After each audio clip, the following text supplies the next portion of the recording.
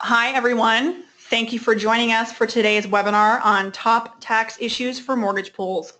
If you're attending this webinar to receive California CE credit, please note that if you meet the requirements, which I'll go over in just a moment, that you'll receive an email within 3 business days with access to your certificate of completion. Now I'd like to go through a few housekeeping items before we get started. You can maximize or minimize the webinar pane during the presentation by using the red arrow buttons. During the webinar, we also encourage you to ask questions. In the webinar pane, you'll see a chat box that you can use to enter those questions. Just type them in and click submit. Our presenters will answer those questions as time allows, either during the webinar or at the Q&A session toward the end. Second, to ensure good audio quality, please check your settings. If you're using a telephone, please click on the phone call audio option, or if you're listening through your computer, then please click on the computer audio option. Now let's go over some CE requirements. To qualify for California CE, you must use a personal computer, no smartphones, and log in with your own information and unique URL. You must be logged into our online software for at least 50 consecutive minutes within the scheduled time frame of the webinar. You must actively respond to at least 75% of the polling questions. There are 4, which means you need to answer 3, and you must complete the evaluation survey at the end of the webinar. And now a quick intro of our presenters. First up is Dan Jones, tax partner with Armanino. He has more than 20 years of experience helping clients identify the best strategy to reduce their tax risks. His clients appreciate his ability to understand complicated tax issues and identify the best strategies when planning to take advantage of the tax benefits. Next up is David Hirsch, tax partner as well, more than 10 years of tax and accounting experience. He focuses on serving the specialized needs of clients in the mortgage pool and real estate sectors and has deep expertise in pass-through entities and individual taxation. Finally, we have Heather Evans, tax manager. She specializes in mortgage pool clients and pass-through entities and has more than 10 years of experience in public accounting. Finally, our learning objectives for today. So during today's webinar, we will discuss equity finance lending activity and the related issues, review the tax implications of REOs and foreclosure transactions, explain unrelated business taxable income, commonly known as UBTI, and who this applies to, and identify and discuss the key points of an investment partnership. And with that, I'll turn it over to Dan. Great. We're going to jump right in and discuss a Treasury regulation that is going to impact every single mortgage pool out there. And this Treasury regulation deals with equity finance lending activities. Now, probably the easiest way to understand this regulation is to first find out, why do these regulations exist? So what we need to discuss is passive and non-passive income. So non-passive income is generally going to be things such as W-2 wages, income from your business, interest, dividends, Social Security, pension income. In general, most everything you see is going to be non-passive income. Now, passive income, you can kind of knock down to 2 major items. One is rental income. So any rents you have is by definition going to be called passive. The next big category is a trade or business in which you do not materially participate.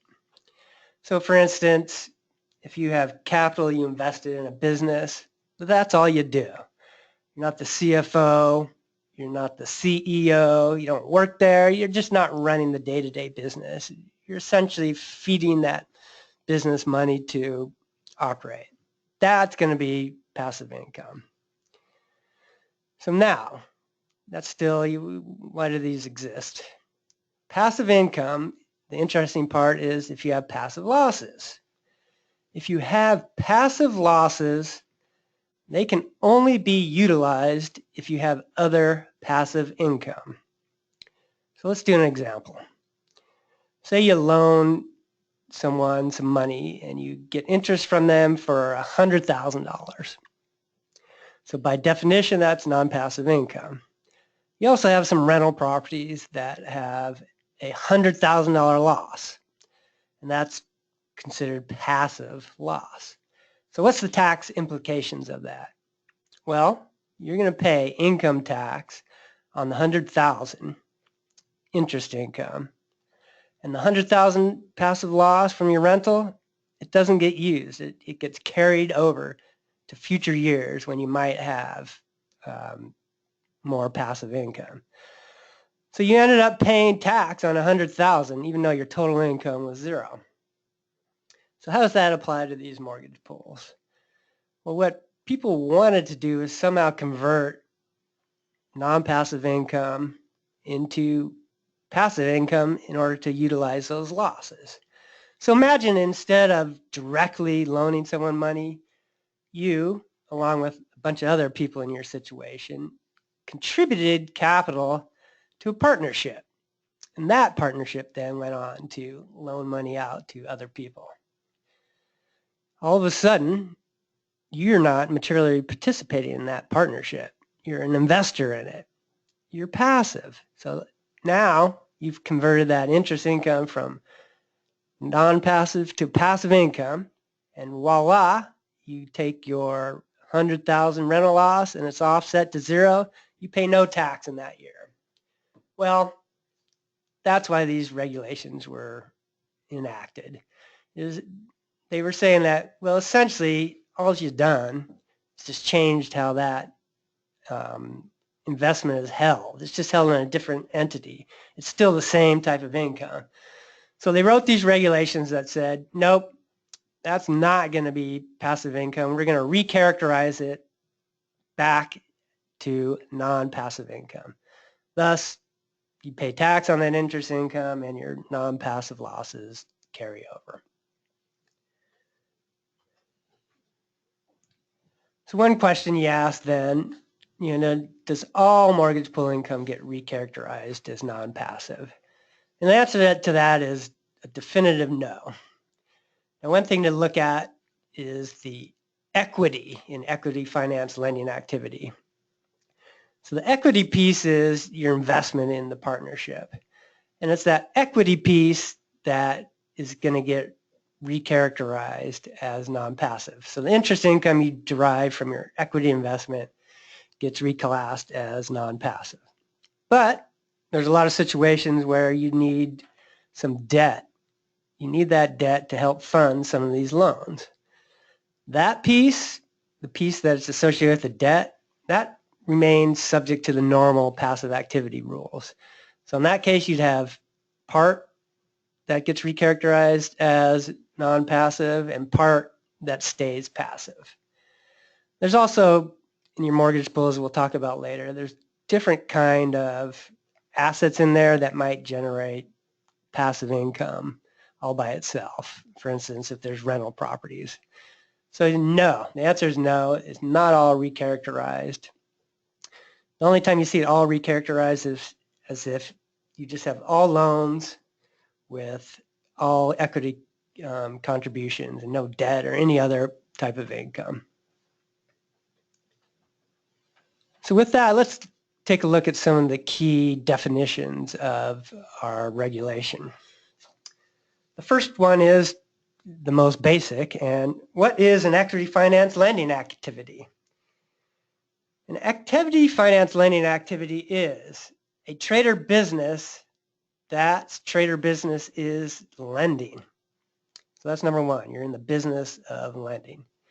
Two, assets that have liabilities in excess of 80% of those assets, interest-bearing assets, then are not considered an equity finance lending activity. So if you have too much debt, they're saying, this is not really an equity finance lending activity, so you're not subject to any of the rules. And that is that 80% debt to assets. Next, what is equity financed interest income? So the way you determine equity finance interest income is to take the difference between your net interest-bearing assets less your equity associated with those interest-bearing assets. Then you divide that difference by your total net interest-bearing assets and multiply that by your net interest income. So let's do a quick little example of that to drive that home. So say you have $1 million of loans outstanding that you're collecting interest on. You also have $500,000 of debt that you use to help fund those loans. So if we take the $1 million of assets less the $500,000 of debt, we have excess assets over debt of $500,000. Then we divide that by the total assets that you've lent out, the $1 million, to get a ratio of 50%. We then take that 50% times your net interest income, and that is your equity finance interest income. That's the piece that's going to get recharacterized as non-passive. As you can see, the other 50%, because it's associated with the debt, does not get recharacterized, and that stays generally subject to the normal passive activity rules. So net interest income is going to be your interest from your assets less any direct expenses. The one caveat being that the interest expense from your liabilities will not be subtracted from that. Interest-bearing assets are essentially your loans to your customers. And liabilities include everything except for liabilities that are used in the trader business of the lending. For example, if you have a building that the entity is located in, and the entity owns that building, and there's debt associated with that building, that is not debt that was used to fund assets, so that gets thrown out of the liability bucket, and you can subtract the interest from that as you will. And with that, we come to net investment income tax. So as you may recall, coming out of Obamacare, there was a 3.8% Medicare surtax that was, depending on your income, applied to investment type income.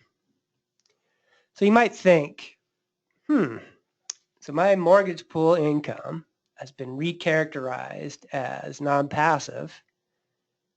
So maybe it's not investment income and I'm not subject to that 3.8% Medicare surtax.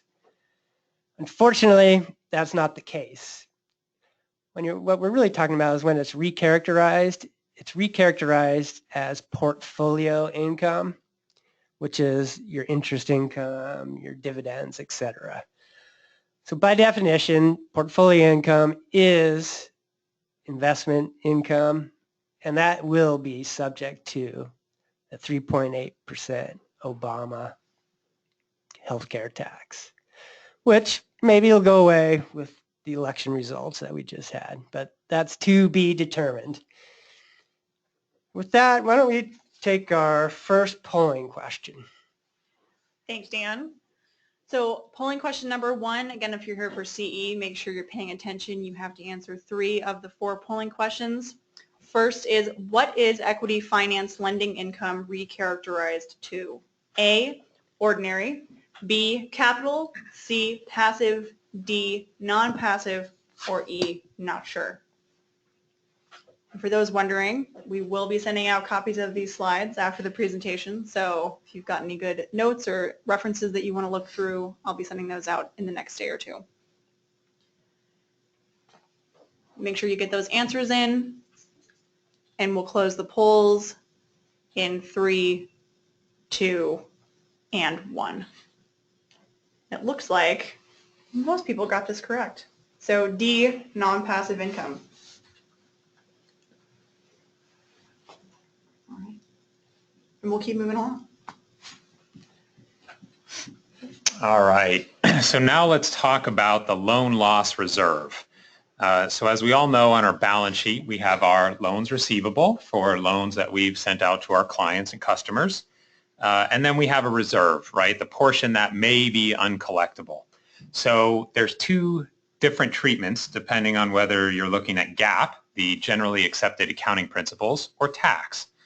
And for purposes of this webinar, GAAP basis and book basis we're going to be using interchangeably. GAAP is typically what you're going to find on your audited or reviewed financial.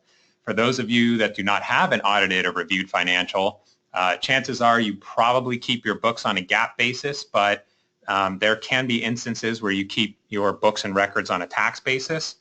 But for this, we're going to look at what a financial statement footnote looks like that has a loan loss reserve. So as you can see, the beginning balance here is $500,000, right? That's our beginning loan loss reserve. So we think that may be uncollectible in the future. Next, we have our provision for loan losses. And this is the amount that on the books we're going to have as a deduction, right? For GAAP basis, we deduct this amount. And for tax basis, this is actually added back to our taxable income. So what that really means is, let's say that for GAAP purposes, you have $500,000 of book income.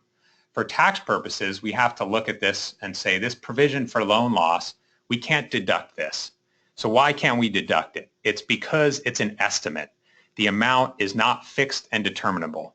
And the IRS rules and regulations say that you cannot deduct estimates, right? The amount has to be a concrete number. So because this is an estimate or a reserve, we have to add this back. So if we have GAAP basis income of $500,000, we now have this add back of $1.1 million. So our taxable income will be $1.6 million. So you can see this creates a big difference in perhaps what your investor sees on a monthly basis as their income versus what's actually going to be reported on the face of their K-1 and picked up as taxable income. So that's something that you always have to be mindful of. When you book these reserves, it's going to change between the tax return preparation and what your financial statements look like. So now if we move down to the write-offs line, we have this $315,000. And this is a direct write-off of a loan, right? The loan has gone bad and we are just going to get rid of the loan as well as the reserve associated with that loan. And because this is now an actual event, right? This is not an estimated amount. It's no longer a reserve. We're just going to completely get rid of it. Tax says this is fixed and determinable. So we're going to allow you a tax deduction for $315,000. Now, this is not really a deduction for GAAP because you've already deducted this amount in a previous year. And so that's kind of a tricky concept, and that's why we wanted to show this loan loss roll forward in the footnote. And so then we come down to our ending loan loss reserve that's shown on the balance sheet of $1.3 million. And so really what we do on the tax return is these amounts are what they call timing differences or temporary differences. So they change from year to year.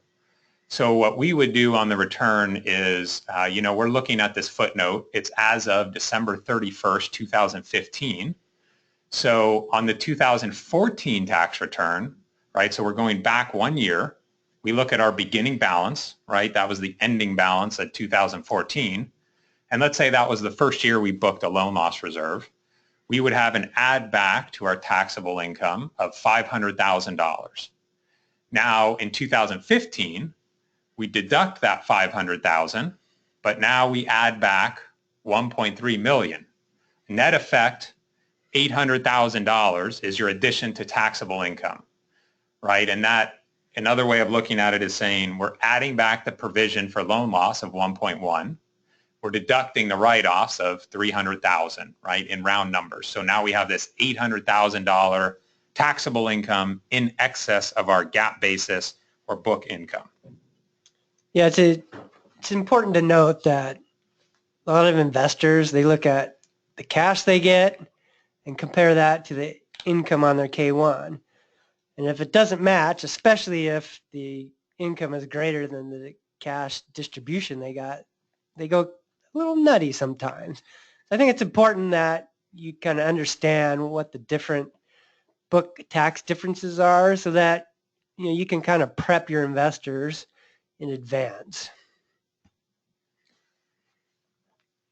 Okay, so let's move on to our next topic of foreclosures and REOs. So with that loan loss reserve, we would have potentially some investments that go bad. And many times when we have loans that go bad, we would foreclose on the property, right, which is the collateral securing the loan. And so under IRS regulations, if the property is sold or foreclosed for less than the amount of the debt, so to kind of start the example here, if the property is sold or foreclosed, let's say it's a value of $400,000, but now you have debt of $500,000, what do you do with that $100,000 difference? So continuing with our definition, the portion of debt that remains unsatisfied after the sale, that is uncollectible, the mortgagee, right, or the fund may deduct such amount as a bad debt. So that $100,000 difference now becomes a bad debt deduction on your books, right, for GAAP basis. And we'll get into tax basis here in just a minute, but I just want to frame that up. So there's two different ways the IRS looks at bad debt. One is that it's a business bad debt, which is ordinary deduction, ordinary loss, right? Or it's a non-business bad debt, which means it's a short-term capital loss. And so an ordinary loss, very simply, can be deducted against ordinary income. And for an individual investor, it will help to reduce their ordinary tax rates, which, assuming the maximum rate, is about 40%. Now let's look at if it's a non-business bad debt and it's a capital loss. So assuming you have no other sources of capital gains, that capital loss is now limited to a $3,000 deduction in any 1 year. So now not only do you not get the benefit of that $100,000 loss, but it's limited to this $3,000. And that $3,000 can offset your ordinary income, or if you had capital gains, it would offset all that capital gains income, but you're really only offsetting a 15 or a 20% rate depending on the tax brackets. So because most of our funds are in the business of lending money, we're taking the position that all bad debts are ordinary losses. Now let's talk about the importance of potentially having a property appraisal for tax purposes. So in the start of this slide, I had mentioned that we foreclosed or sold the property at $400,000, while the debt was at $500,000.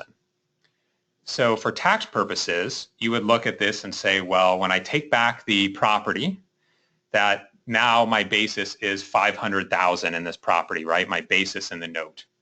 But for GAAP purposes, you're going to have a note at $400,000, or excuse me, you're going to take back the REO at $400,000.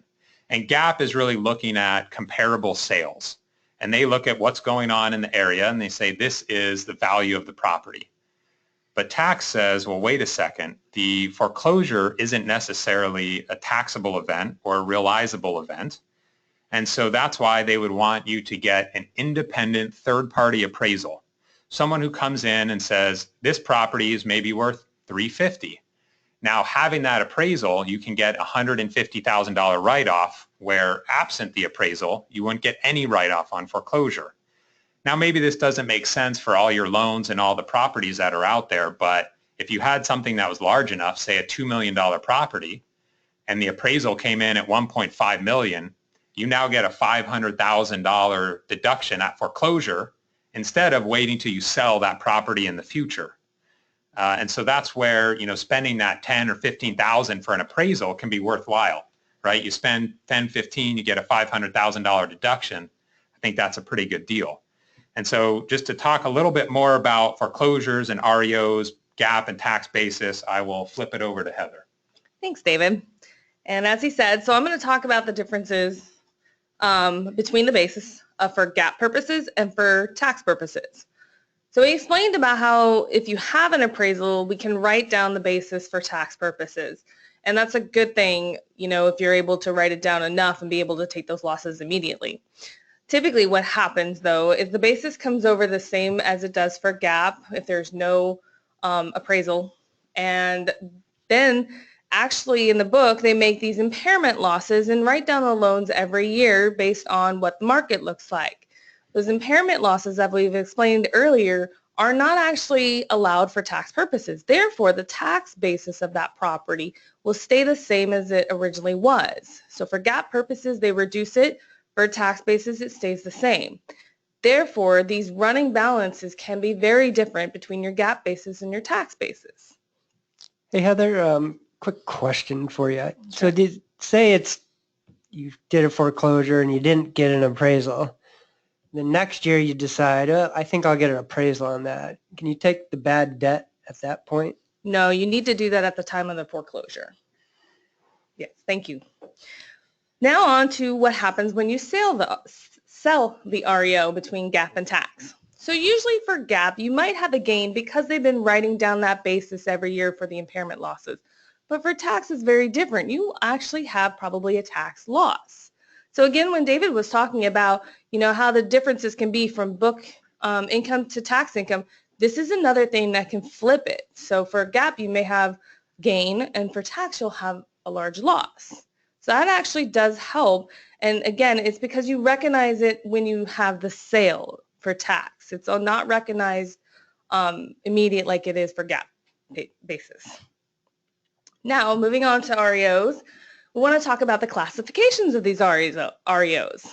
There's three main classifications: held for sale, held for investment, and rented. So we're going to talk about the held for sale and held for investment right now. And what those cover, basically what we want to talk about is the expenses related to those properties, because they are treated differently depending on if it's held for sale or held for investment. Any REO that's held for sale, all the expenses are treated as ordinary expenses. Therefore, they go against any ordinary income on the books. UBTI may apply, and we'll get into that later. Now, if you have a property that's held for investment, all the expenses associated with those REOs would be treated as investment expenses, separately stated on your K-1 and subject to the 2% limitation on your personal returns. So those aren't as beneficial as if you have a property that's held for sale. So Heather, how do you define held for sale versus held for investment? That seems pretty important. Yes. What you're doing in held for sale is you have to actively be marketing the property. Therefore, you need to stick a sign on the front of the lawn that says for sale, or get a broker or an agent. That actually shows that you are actively trying to market the property. Held for investment, you're actually hoping that you get the appreciation of the property and be able to pick that up instead. So you have to actively be marketing the property to be able to say that it's held for sale. Thank you for covering that. Now we want to talk about your REOs that are rental properties. So when we talk about rentals, it could still be held for sale or held for investment, but for tax classifications, we care if it's held as a rental. All rental income and expenses are separately stated on the investor's K-1 in the rental income and loss box. So the treatment of a sale of a property that was held as a rental is you're going to have a capital gain income or ordinary loss. And if you have a capital gain, there will be $1,250 unrecaptured depreciation taxed at 25% of that gain if it was a gain. And then just note, as we talked before, all rental income is treated as passive income, or if there's a loss, it'd be passive losses. So this is one of the items of income that does not get recharacterized if you're considered an equity finance lending company. So another piece of the REOs is that we basically want to cover today is out-of-state REOs and out-of-state investments. So when you have an REO on your book, not located in your home state, it actually may create a filing requirement in that state. So what we have to do is we have to look at that and analyze it and see if that's going to create a filing requirement. It may create a filing requirement, but you may not have to pay any tax. Another thing that you have to look into for each state. Loans, on the other hand, secured by the real property not located in your home state may also create a filing requirement in that state. Again, each state is different regarding their rules of what classifies as doing business or creates nexus in the state needs to be looked at. So whenever we ask for information on REOs and the loans, we always ask for location of those loans and REOs so that we can determine what would be the proper filing requirements for that fund. So now we're going to move on to our second polling question. Thanks, Heather. Polling question number 2, again for CE, you must answer 3 of the 4. If you missed one, make sure you answer this one. REO stands for real estate occupied. Is this A, true, B, false, or C, not sure? And again, if you've got any questions while you're answering that question, or if you've got anything that comes up during the webinar, please do submit those questions. We'll have some time toward the end likely to answer them. If not, our folks will get back to you after the webinar. Make sure you submit those answers. We'll close the polls here in 3, 2, and 1. Looks like about a 75% say false. That's correct. Real estate owned is what REO stands for. Thank you. Then we're going to move it over to investment partnerships, and I'll throw it over to David. Okay, thanks, Heather. So on the topic of filing out of state, right, let's assume that most of the funds and most of the people attending the webinar are in California. We look at the California Investment Partnership Rules. And so really what it comes down to is, why do we want to be an investment partnership? But before we answer that question, let's look at what an investment partnership is. So it's a 2-part test, and each partnership must meet both criteria. So one is that 90%, at least 90%, of the total assets are qualifying investment securities, cash, and fixed assets necessary to carry on the business activities. The second prong of the test, at least 90% of the gross income is from interest, dividends, and gains from the sale or exchange of qualifying investment securities. So one thing you'll notice about both tests is that you have to look at what is a qualifying investment security, right? When most people think of securities, they probably think of stocks and bonds. But most court cases and the definitions in the California Code say that securities is a very broad term, so broad as to include debt and loans. And so for that reason, we can assume that many of the mortgage funds can meet this investment partnership criteria, right, provided they meet these tests. So now, with that in mind, let's look at why we want to be an investment partnership. So if you're a fund that has out-of-state investors, so non-California investors, if they are invested in a California investment partnership, they are not subject to the California withholding, right? So the fund does not have to withhold on their non-resident investors. Also, the non-resident investors are not subject to California filing requirements. And the reason why this is because all the investment income in the partnership is deemed to be sourced to their home state. So let's say you have a non-resident investor in Nevada, and the partnership meets the investment partnership criteria. Now this Nevada investor will not have to withhold California taxes, and this withholding is done at the partnership level. Nor when they get their K-1 will that Nevada investor have to file a California tax return and pay tax. So meeting that investment partnership criteria is very crucial when you have out-of-state investors. There can be complexities, right? We can have, in 1 year, you can be an investment partnership, and in 1 year, you may not be. And the reason why is that we have to look at the income each year. So if the income is not recharacterized as non-passive portfolio income, as Dan mentioned at the beginning of the webinar, it's going to be passive income, right? So passive income now does not fall under the investment partnership criteria because it has to be, right, interest income, which is the non-passive portfolio, or if it's passive income because it's debt finance lending, it's now a trade or business income. And so there's a big distinction there between non-passive portfolio income and passive trade or business income, right? So the income still has to be that portfolio in nature, where it's interest, dividends, capital gains, etc. Now also on the asset side, let's say, you know, the economy goes into a recession again, like we saw in 2008 to 2010, 11, 12, where now you're foreclosing on a lot of these REOs.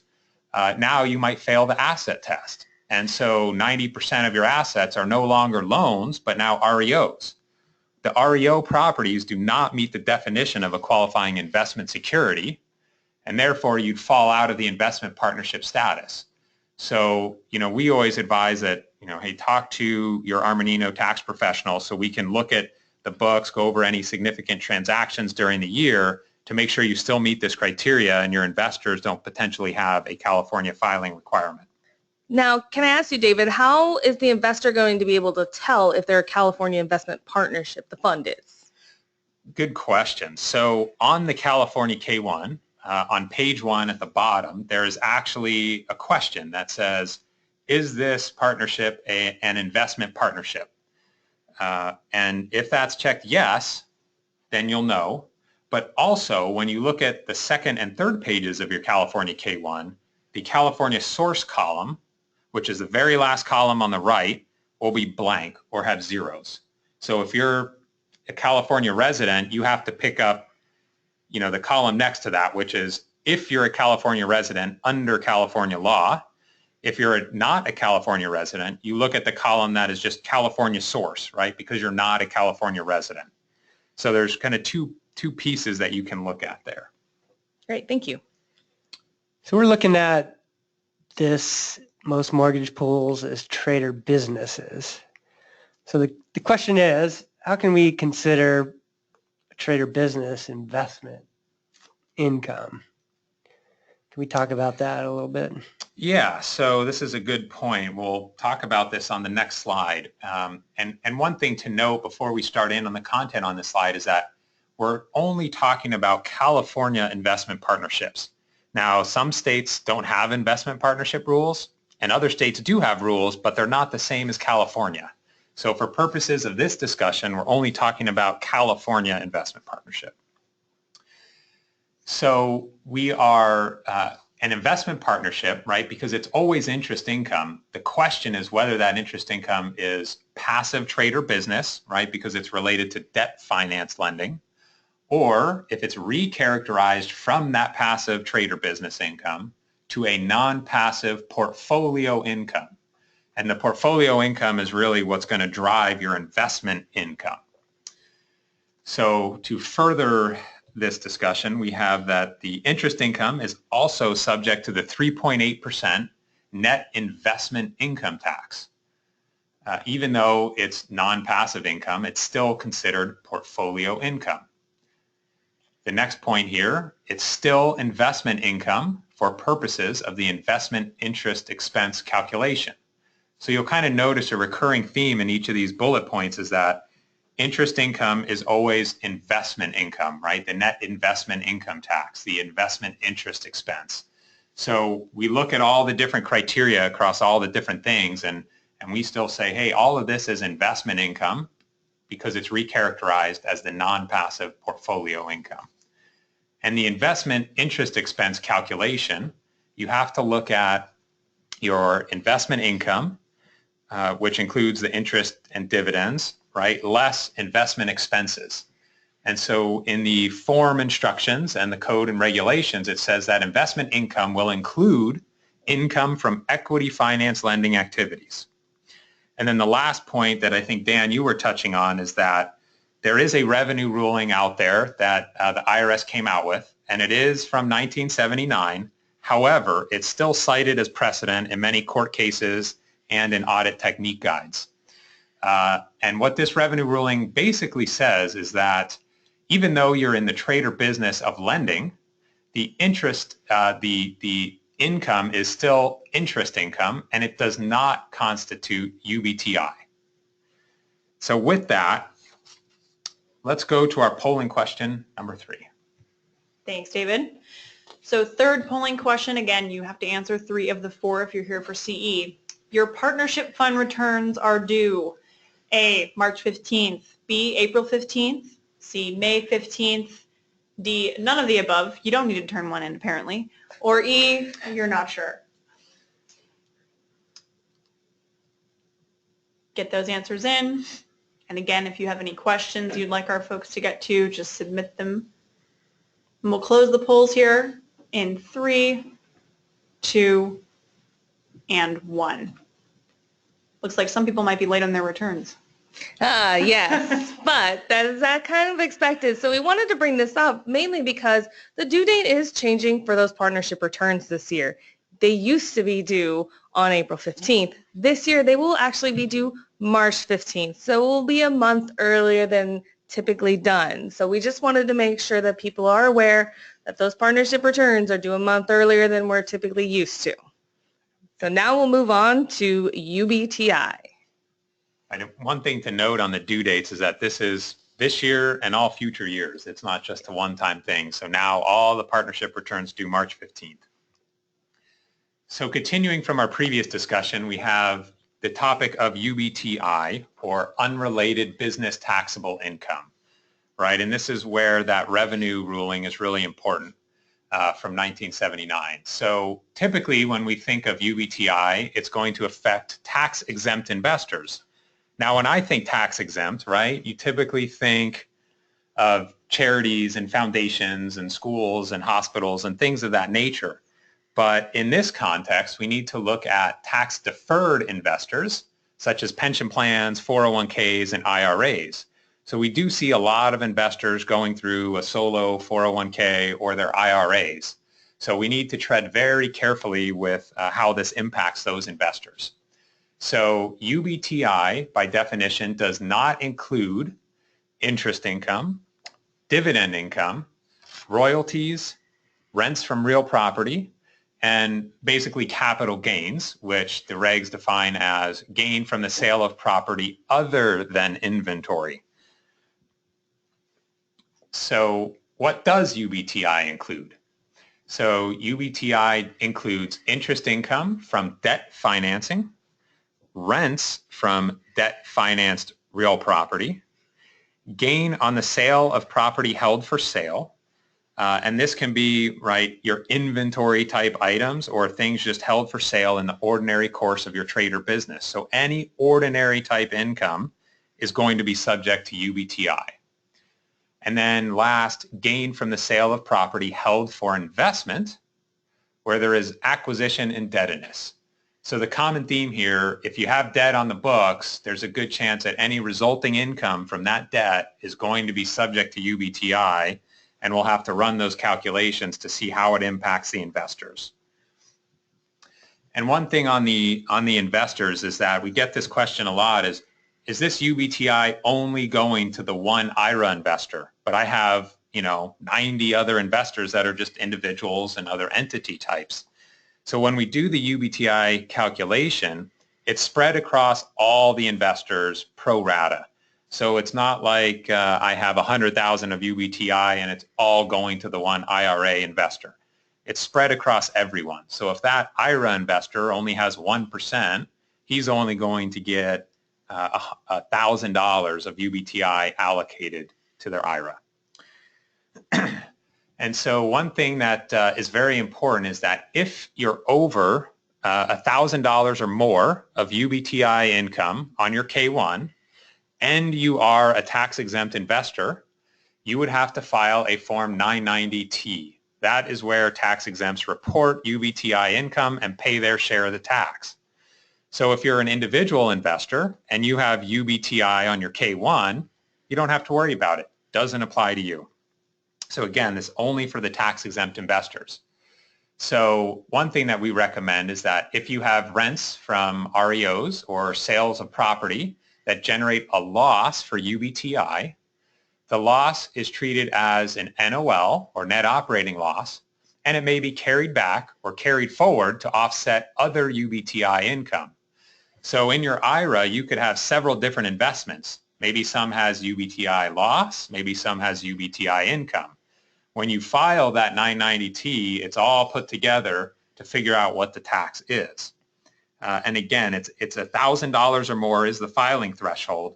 But the key here is that if you have UBTI on your K-1, file that 990-T, even if it's a loss, and start generating those losses and accumulate them year over year so that if there happens to be a year in the future where you have UBTI income, you can use those carryover losses from previous years to offset and avoid any tax in your IRA.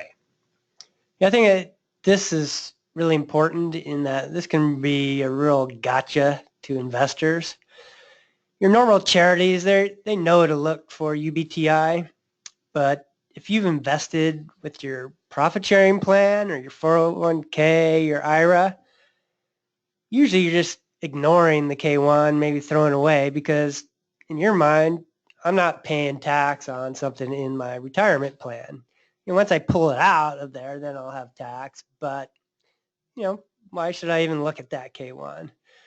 Well, you can see here, because you could generate UBTI in excess of $1,000, all of a sudden, that retirement plan would be subject to a tax on that 990T. I think this is real important, especially if you're getting on new debt, that you communicate that to your IRA investors so they can think about, well, I may have a tax to pay there.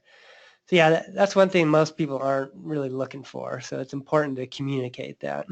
And one other thing to note here is that also in our footnotes on the K1s, if there is UBTI, we put a footnote in there, and we always say to consult your plan custodian or your tax advisor because the rules can be complicated.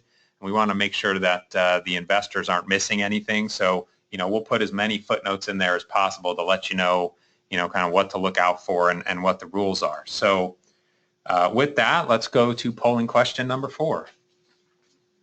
Thanks, David. So final and fourth polling question. What is the most likely cause of UBTI? Is it A, interest, B, dividends, C, debt, D, rents, or E, not sure? And again, if you're here for CE and you may have missed a question here or there, just make sure you answer this one, because we do have to have you answer 3 of the 4 to qualify for that CE. Give you a few more seconds to get those answers in. And we'll close the polls in 3, 2, and 1. Looks like about 53% got that right. Other answers were kind of mixed. Yep, the answer was debt for UBTI. Right. So generally, right, the interest, dividends, and rents would not constitute UBTI, but if there's any debt associated with that income, now all of a sudden that does create the UBTI.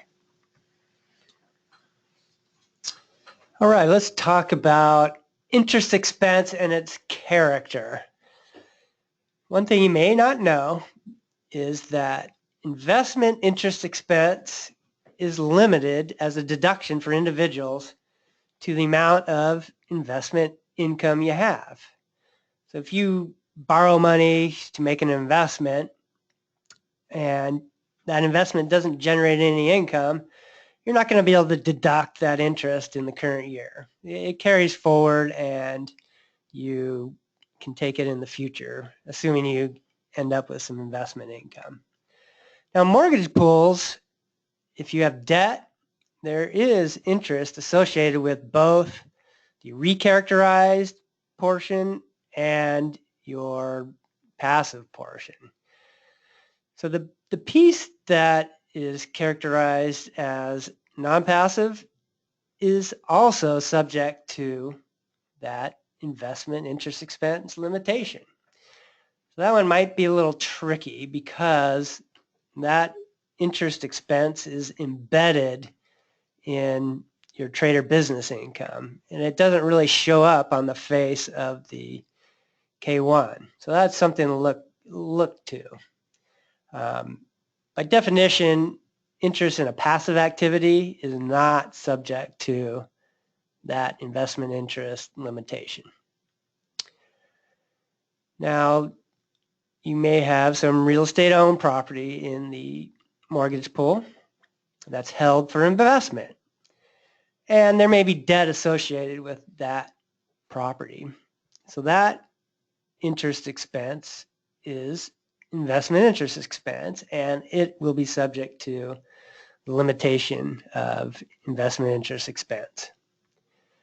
Now, let's talk about REOs that you are renting out. So if you have a rental that has debt associated with it, that again is passive income by definition.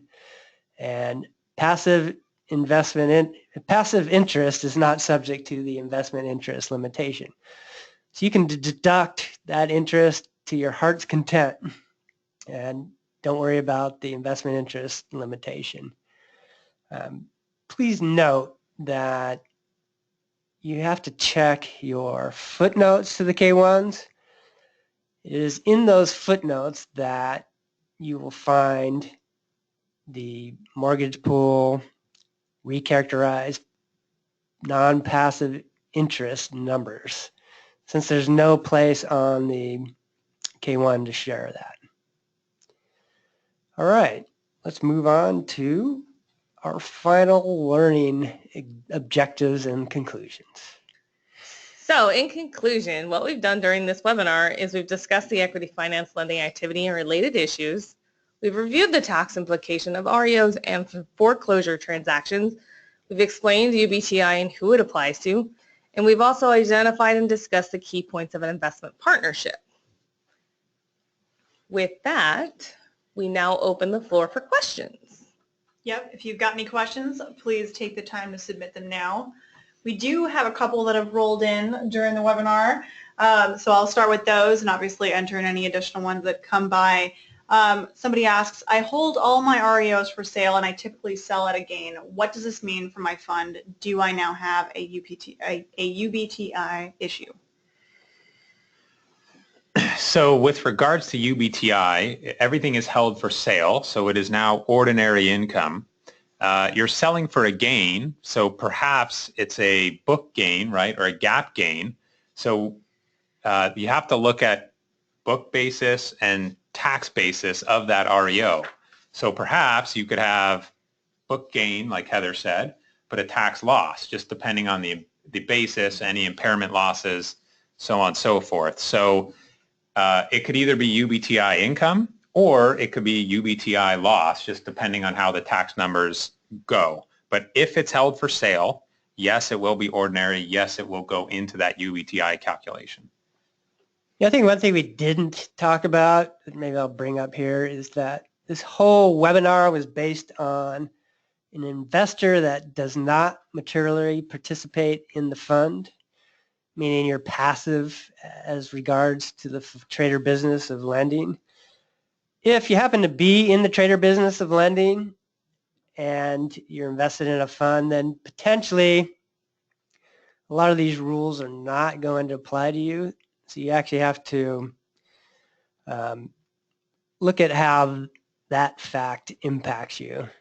We didn't have really enough time to go through that in this webinar, but if you're actually in that business, you would want to contact your tax professional to decide how to interpret your K-1, because it will be different. Right. So if you're a fund manager, let's say, that's right, you're running the business, but you're also invested in the fund, that's going to be a different set of rules than we've discussed here. And also on that topic, I just want to briefly mention about foreign investors, because we are seeing that our funds are actually starting to get some foreign investors. So we just want to let people know, if you're a fund manager, foreign investors actually have a withholding requirement federally. So they do have to, the fund will have to pay tax quarterly for any income, and that would be trader business income that they would generate for that foreign investor. So we do want to let you guys know there is a special filing requirement that goes through for foreign investors.